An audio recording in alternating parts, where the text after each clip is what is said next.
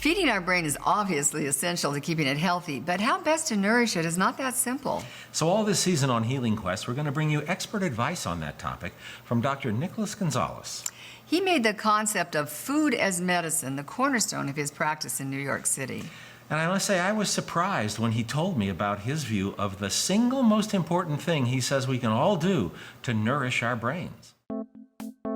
The single most important thing you can do for your brain, and probably the least promoted, is to drink enough water.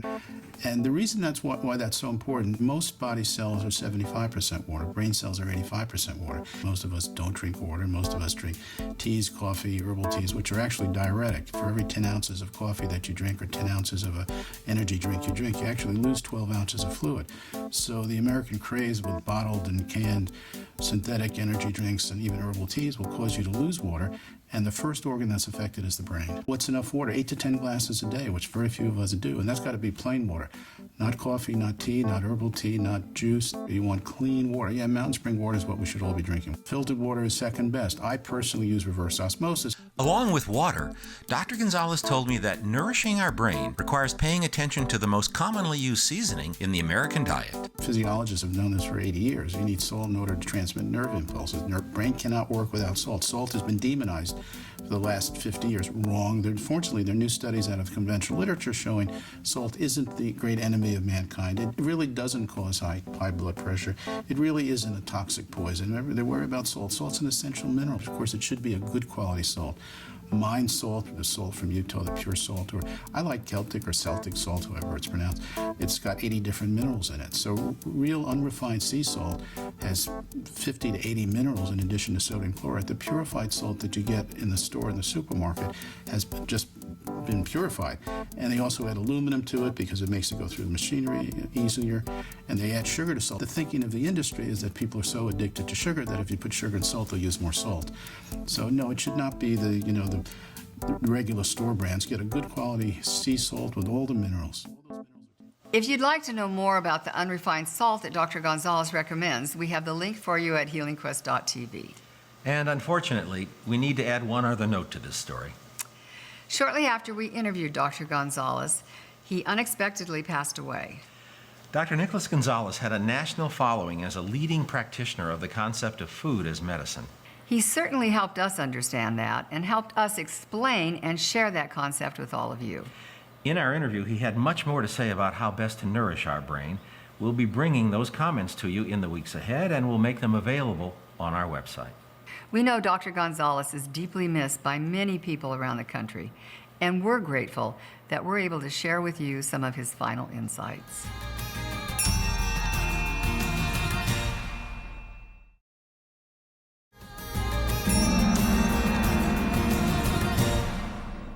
Nutrition is a key ingredient in keeping our brains healthy. So in every episode of Healing Quest this season, we'll be bringing you expert advice on the best in brain foods. Our source is Dr. Nicholas Gonzalez, a nutritional therapy expert, and his topic today is dairy.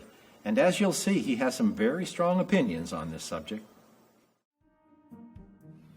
Dairy has been demonized too. You know, the anti-cholesterol fanatics have dominated academic thinking in the U.S. for the last 50 years in the Western European world. You know, it should be low fat. You know, God put the fat there for a reason. The fat has all the fat-soluble vitamins, vitamins A, D, E, and K. They find them in the fat portion of the milk. Take away the fat, you're taking all the essential nutrients. And I challenge anyone out there to tell me skim milk tastes good. It tastes like white water. Whole milk has all the nutrients that are meant to be there that sustain life. Now, of course, there's milk and there's milk. Pasteurized milk is heated to 230 degrees. Guess what? The enzymes in milk are destroyed above 117 degrees. When you heat anything to 230 degrees, you're basically sterilizing it. And it absolutely is useless. So milk should be horror, yeah, what I'm about to say, raw milk. Raw milk is not allowed in most states, but you can get it usually if you join a buyer's club. So the milk should be raw from grass-fed cows. You want a cow that's out there having fun on the range, eating grass. That's what they should eat. Grass-fed cows produce good quality milk with lots of nutrition. Feedlot animals, and a lot of dairy now feedlot-based, where they're feeding them grains and synthetic junk and waste products and chicken feet and that kind of junk. Cows, a good legitimate cow is never going to eat chicken feet. They're going to eat grass. But are the cows raised in industrial farms, industrial farming situations, are fed all this waste junk? And of course, I wouldn't want to drink that raw milk. It's not safe. But milk from a grass-fed cow, handled properly by a farmer that really cares about it, is going to be perfectly safe. I'm just thinking about cheese and butter, the other two components. Well, fortunately, raw cheese is available in the supermarket retail market because, it's fermented. So the FDA, thank you for allowing that to be available, does allow it to be available. Not milk per se in most states, but raw cheese is available. And of course, a lot of European cheeses are raw. They're smarter than we are. They don't want to pasteurize. This fanaticism that you've got to kill all the germs in food. It's ridiculous. Butter was demonized like most dairy products. Butter is an essential food. It's like coconut oil. It's got essential fats that the brain needs, that we need. It's a wonderful food. And it also gives taste to food. They talk about the French paradox. The French eat huge amounts of butter, and they have 1/4 the amount of heart disease that we do. They eat things like pâté, which is pure fat, and organ meats like liver pâté. And they thrive on that stuff, and they have very little heart disease compared to what we've had traditionally. So it's not the butter. Butter is a good food. The saturated fats in butter are really important. Saturated fat is not the enemy. We really need saturated fats for a lot of reasons, including brain function. Going back to that. Butter, to me, is a brain food. It's got those wonderful saturated fats. When you think about the brain, I know I'm repeating myself, I've got to remember it's 60% fat. Some of them are unsaturated, but a lot of it's saturated. Butter, like coconut oil, has the right proportions and the right mix of saturated fats that really help feed the brain. So every time you eat a piece of butter, think of your IQ going up 2 or 3 points.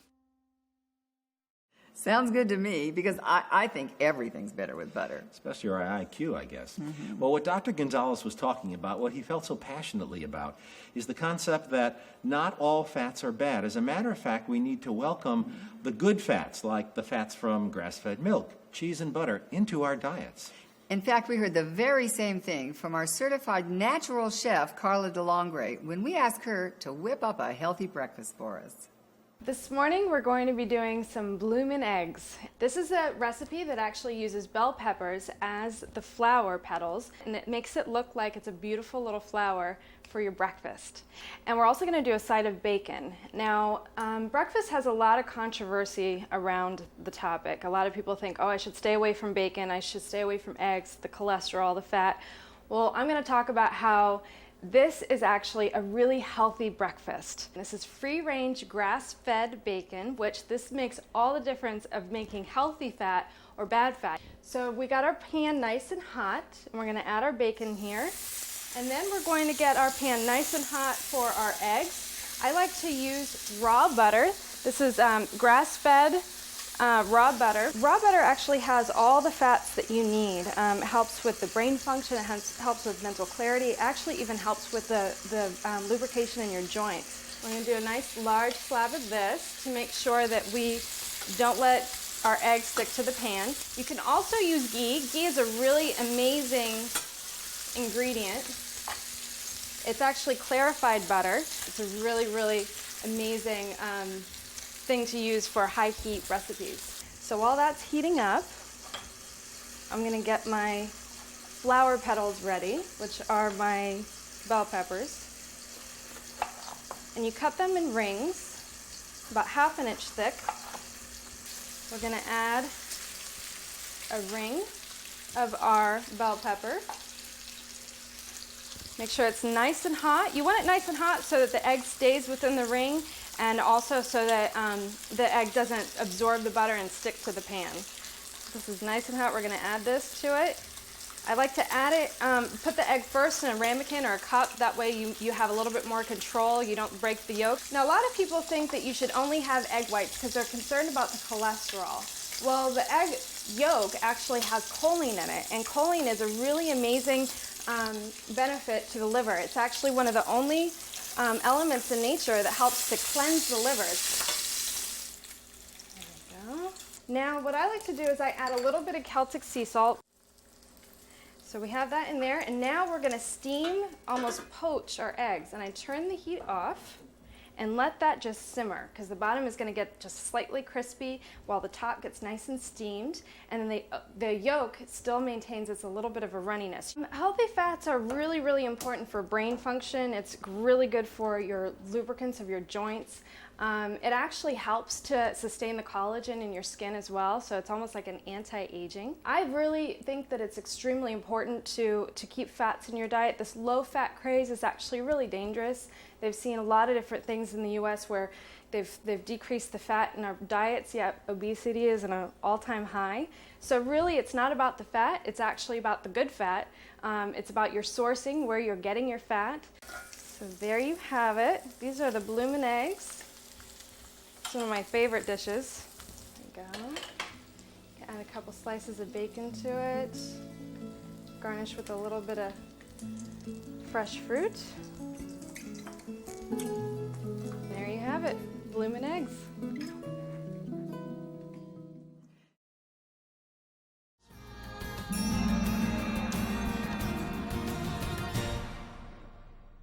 This season on Healing Quest, our nutrition segments are focused on brain food, what we can do to most effectively nourish this most important part of our body.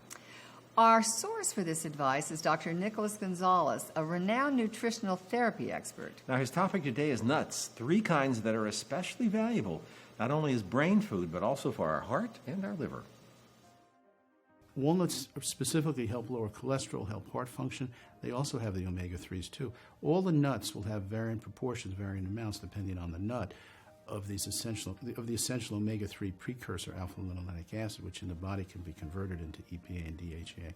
So it's the plant source of the omega-3 essential fatty acids. They are particularly richly found in nuts and seeds, particularly in nuts.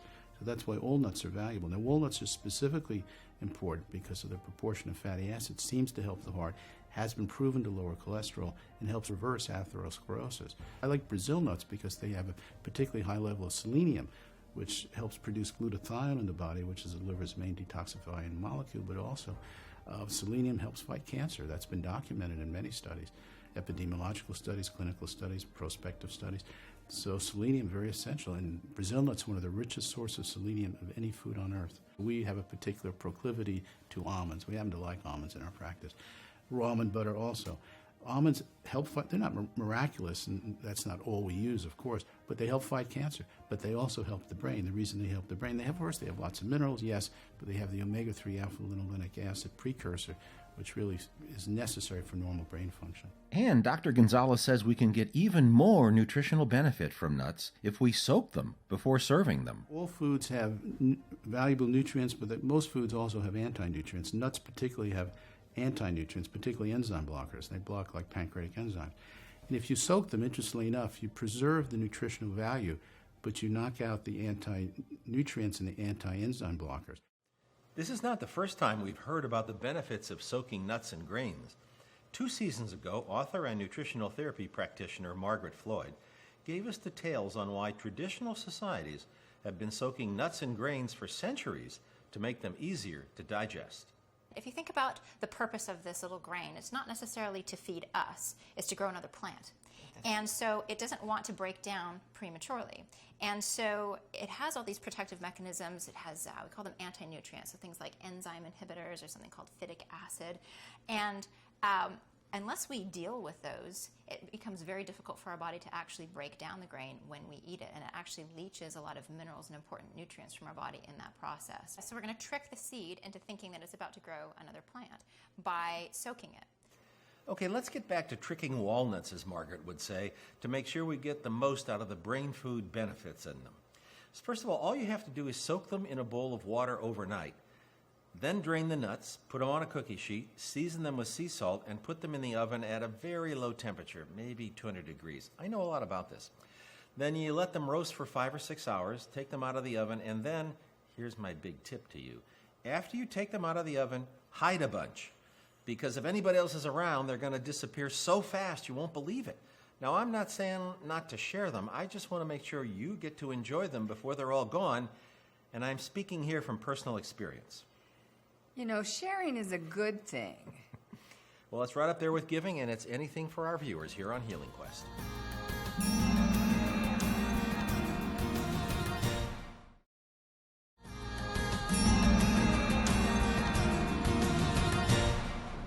When it comes to brain food, fish are high on the list for most nutritionists, with a couple of caveats. So I asked our nutritional expert to help us understand what to look for and what to look out for when we think about fish as the main course for dinner. The reason fish has been promoted for decades as a good brain food, it has the essential omega-3 fatty acids, EPA and DHEA, docosahexaenoic acid, docosahexaenoic acid, which, like the saturated fats from coconut oil, are absolutely essential for normal brain function. Brain cells are very complicated, and they need a whole variety of fats, both saturated and unsaturated. The omega-3 fatty acids are what we call unsaturated fatty acids. The saturated fats from coconut oil are a different category of fats altogether, but the brain needs them all. And DHA particularly is necessary for brain development in utero when we're little embryos, also when we're young, babies. Our brain grows very quickly the first 2 years of life, and it really needs DHA and to some extent EPA. So it's very important for mothers and fathers to give their young kids, make sure they're getting DHA and EPA. Now, one of the problems with fish, of course, is the mercury issue. Fish live in the ocean. We're dumping, millions of tons of junk into the ocean, and it accumulates. And there's a lot of mercury in the ocean, and particularly the bigger predatory fishes like tuna and swordfish, which used to be my favorite, are loaded with mercury. Mercury is a brain toxin that can lead to multiple sclerosis and in Parkinson's and other neurodegenerative brain diseases. So with fish, you have to be careful. You always want wild fish as a start, and you want the smaller fishes like salmon, not the big, huge fishes like swordfish and tuna, as delicious as those things are. They accumulate mercury. The bigger the fish and the higher on the food chain, the more it accumulates mercury. And there are other, of course, toxins in the sea. Now, I like my fish from a group of Alaskan fishermen that got together, and they ship frozen fish from Alaska. They'll ship it anywhere in the U.S. Again, I know the owner, but I have no vested interest. I recommend them because they do a great job. They check their stuff. It's clean. It doesn't have any radiation poisoning coming in from Japan. They've checked all that. So you can often get wild fish locally from Alaska in your local supermarket or a Whole Food shop, for example. But these people in Alaska will ship legitimate, authentic, freshly caught, freshly frozen fish from Alaska anywhere in the country. So it has to be clean fish. You don't want the huge fishes like swordfish and tuna. Salmon's great. It's loaded with, again, if it's wild salmon, it will be loaded with the essential omega-3s, the EPA and DHA, which are necessary for normal brain function. And of course, wild salmon is also especially good for cardiovascular health as well as brain health. To learn more about the Alaskan group Dr. Gonzalez mentioned, we have a link for you at healingquest.tv. And if you'd like to learn how to cook wild salmon, we're pleased to have noted chef Rebecca Katz with us today to show you how to do that. Rebecca is the author of One Bite at a Time, which uses wild-caught salmon as a frequent ingredient, as does The Cancer-Fighting Kitchen, her latest book.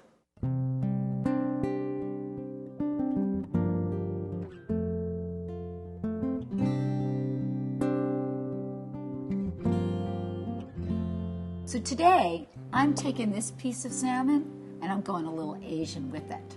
So I've got some lime juice. This is going to be a miso ginger lime glazed salmon. So I've got some lime juice here, and I've got a little bit of sesame oil, just a little bit of toasted sesame oil here. And I have some white miso, and I love using miso in fish. Miso has that umami flavor. It's that savory, what is it that tastes so good flavor to it. And I'm going to add that to my bowl. And I'm using some sweet rice wine called mirin. And if you don't have mirin, you could use just a little bit of organic grade B maple syrup, okay? This makes this a little sweet and sour. And I'm just going to take my whisk, and I'm just breaking this miso up a little bit. So just whisking it till I get all the lumps out, which I've done. And now here's one of my secret little kitchen tricks. I love this. So here's my ginger. I've just cut it like that. And this is my little handy dandy microplaner, which I love. I use it for everything. I use it for zesting. So I'm taking my ginger and I'm just rubbing it against the microplane. And look what's happened. It's right there. Tap, tap, in my bowl. How easy is that? Another little whisk. And now I'm just going to pour the miso ginger glaze over my salmon, and I'm going to put it in the oven at 400 degrees for 4 to 5 minutes. This is not the time to go like zoom out, walk your dog, come back. You know, this isn't like braising. This is like a fast roasted salmon. So pay attention. I'm going to put it in the oven.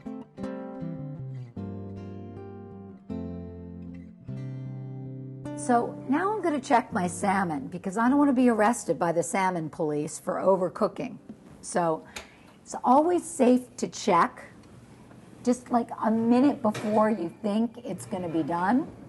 And you want it to be nice and kind of like reddish pink in the middle.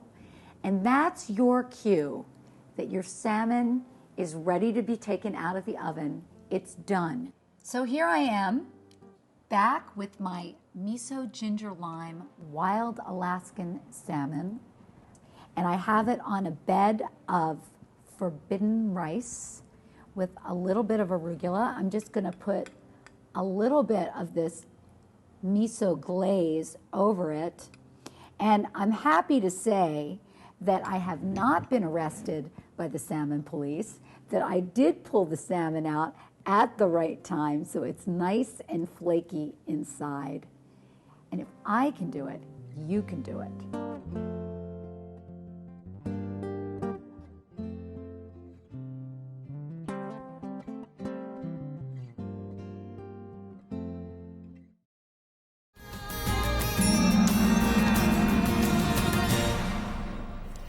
When it comes to mealtime favorites, I don't think potassium and magnesium would be on the list for most of us. But that's why we have nutritional experts like Dr. Nicholas Gonzalez to enlighten us.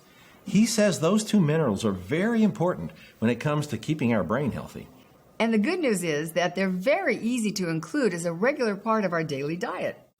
Potassium is such an important mineral. And you know, if you're taking salt, you also need potassium and magnesium. Potassium, of course, is found in a lot of fruits, like bananas have 300 milligrams of potassium. You know, there are 9 trillion brain cells, and they communicate through electrical transmission, which requires salt, but also requires potassium. And bananas are loaded with, oranges are loaded, citrus loaded with potassium, grapefruits, oranges, leafy greens loaded with potassium. Virtually any vegetable, even something like broccoli, or potatoes, which we don't think is a good source of potassium, loaded with potassium. But bananas, of course, traditionally are the richest source. So potassium is really important. Magnesium also. Magnesium helps moderate and modulate nerve transmission in the brain. Again, it's amazing the damage that can be done by magnesium deficiency on the brain, because like potassium and sodium, you need these various minerals in order to have normal brain transmission of neurological impulses. Magnesium, as I said earlier, is in leafy greens. The reason they're green is because they have magnesium in the chlorophyll molecule. But most fruits and most vegetables will have a lot of magnesium, and people that don't eat a lot of fruits and vegetables and eat junk food and processed food lose magnesium. Now, white flour, white bread, white rice, white spaghetti, white sugar, processed foods, synthetic foods, they don't tend to have a lot of magnesium. It's all processed right out. When they refine grains, so a lot of Americans, it's been shown, are deficient in magnesium.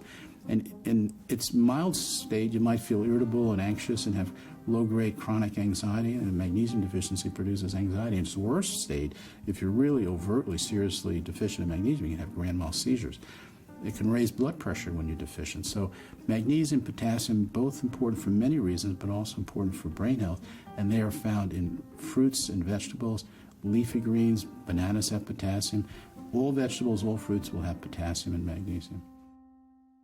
Let's review that shopping list. Leafy greens, vegetables like broccoli and potatoes, and fruits like oranges and grapefruits. But Dr. Gonzalez said it's also important for all of those fruits and veggies to be organic for maximum benefit. Potassium and magnesium. I think my 9 trillion brain cells have some new best friends.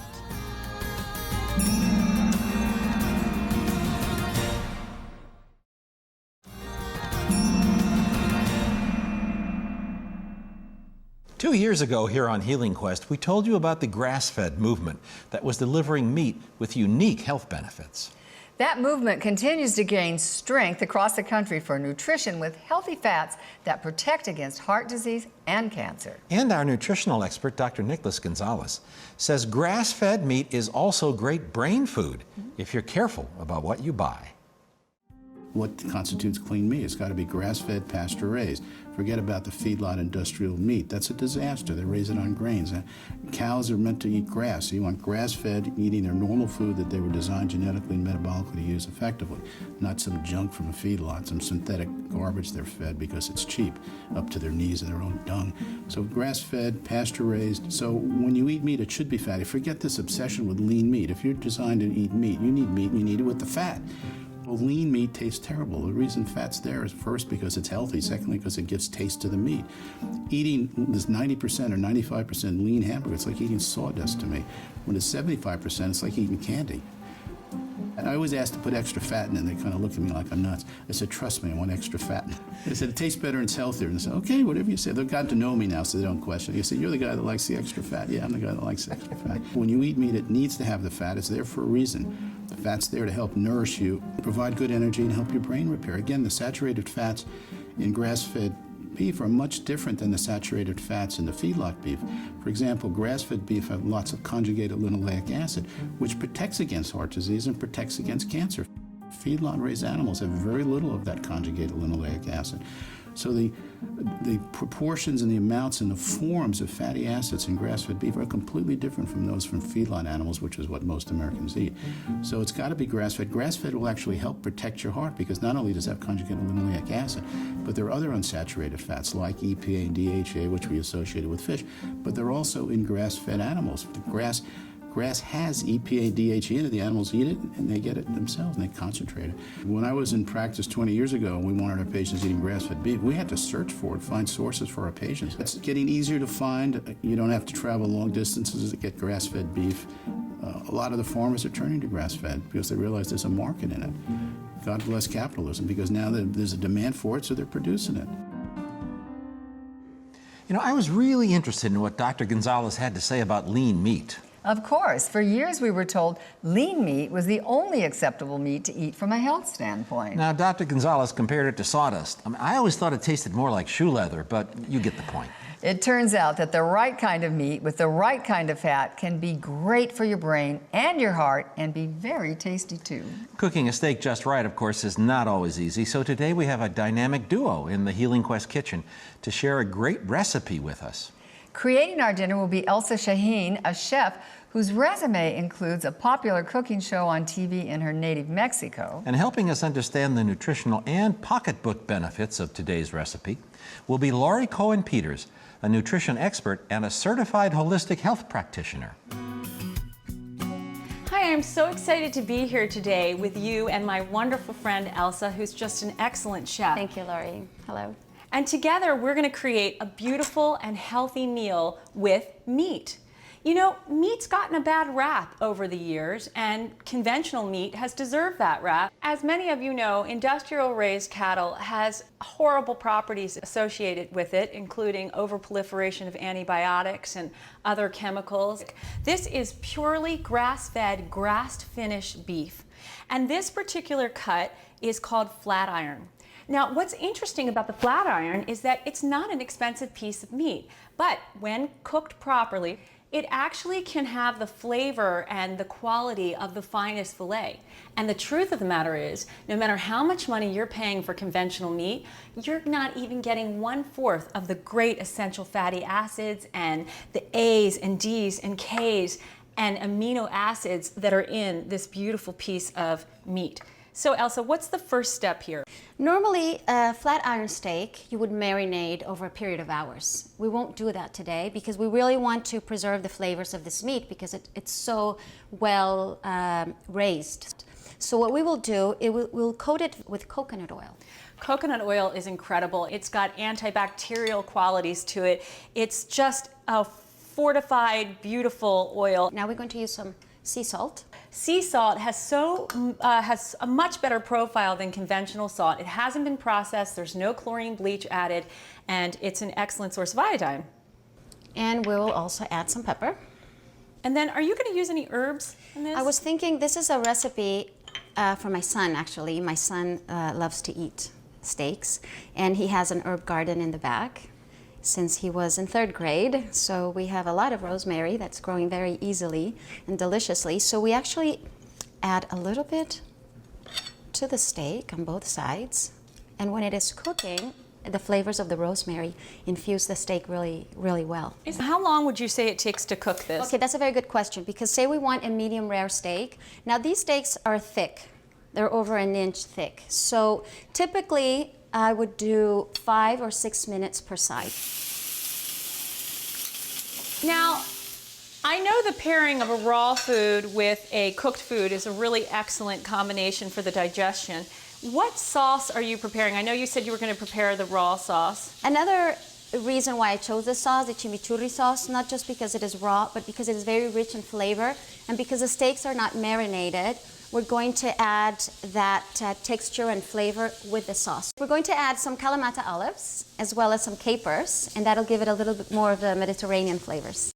Let me flip this over. Okay. And then we'll add the rest. I know the chimichurri, it normally calls for a red wine vinegar, but I actually asked Elsa if it would taste okay with apple cider vinegar. It's actually a healthier vinegar that's raw as opposed to the cooked or pastured vinegar that it originally called for. And when we pair this beautiful piece of meat with the greens in the parsley, and we use the apple cider vinegar, and soon we're going to be plating it on this beautiful arugula, which has so much good chlorophyll. It creates a balanced plate to have a complete and beautiful health-filled meal. Now, because it's a flat iron steak, we will slice it in nice, like 1 centimeter slices. Okay, let's see, let's get this nice piece here. Oh, look at the beautiful rosemary there. That's just gorgeous. Okay, and then do you want to put the chimichurri on? That looks so beautiful, Elsa. Such a beautiful recipe. Okay, I'm going to put some of this beautiful red beet salad here to the side. Wow. Oh, wow. So what about this? Do you think that if you brought this out to your family, they would be happy to partake? I think they'd be impressed.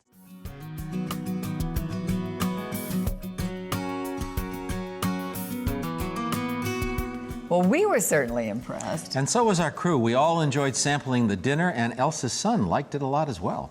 Well, a steak like this is an excellent source of the healthy saturated fats we all need. Now, we have Elsa's recipe for you at the Healing Quest website, and you can also find many other healthy beef recipes in one of our favorite resources, the Nourishing Traditions Cookbook. Also on our website, you'll have information on how you can find grass-fed steak in your area, or connect with an online source who will ship it right to your door. And up next, our healing moment takes us into a botanical paradise.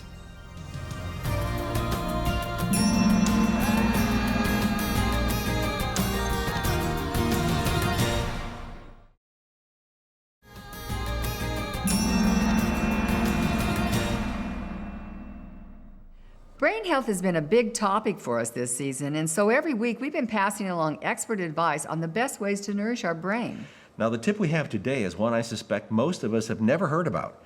But nutritional expert Dr. Nicholas Gonzalez said it's something we should all have in our diet every day.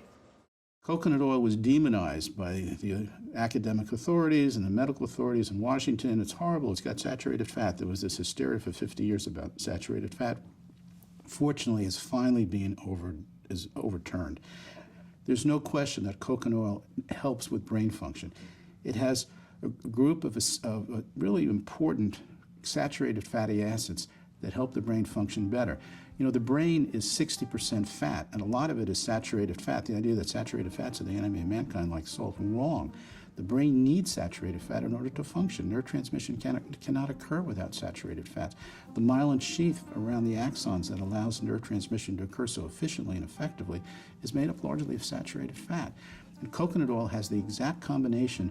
There are dozens and dozens of saturated fats. Coconut oil has the exact combination, the right proportions that the brain thrives on. So coconut oil is wonderful. There was a study about it a couple of years ago where they gave 4 to 8 tablespoons of coconut oil, which admittedly is a lot of coconut oil, to patients with overt, properly diagnosed Alzheimer's. And there was substantial improvement in their memory, cognition, recognition, all the subtle and not so subtle tests of memory that really helped enormously. So coconut oil, anybody who wants to save their brain should take coconut oil. If you're not interested in saving your brain, please don't take coconut oil. It's literally more so than fish, which was a traditional brain food. Coconut oil is really legitimately scientifically proven brain food. And for normal preventative reasons, a tablespoon or 2 a day, I take a tablespoon a day. I read a recent study 6 weeks ago that found that a couple tablespoons of coconut oil within 24 hours improve cognitive ability and memory. The effect is that fast because the brain can repair very quickly even after years of damage and abuse. So coconut oil is one of those really remarkable supplements that has a lot of scientific data behind it to support its use with any kind of brain malfunction or misfortune. It really helps enormously. So that's something that should be part of everybody's program. Again, unless you're not interested in maintaining your intellectual capabilities, please don't take coconut oil. Well, I think most of us would want to do that, so I asked him how we can make coconut oil part of our daily diet. Dr. Gonzalez said he uses it, now just 1 tablespoon a day, on green salads instead of olive oil, on warm vegetables like broccoli where it melts like butter. He also recommends coconut oil on a baked potato, and if a healthy shake is part of your day, you can also add it there. Now, Dr. Gonzalez said it's important to make sure the coconut oil is organic, unprocessed, and non-GMO. And the Nourishing Traditions Cookbook, which is one of our favorites, has many more coconut oil recipe suggestions.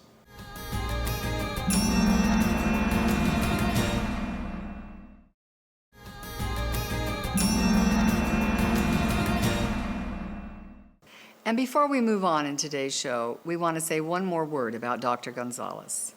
The week after we interviewed him at his office in New York City, he died unexpectedly at home, a big loss for many people around the country.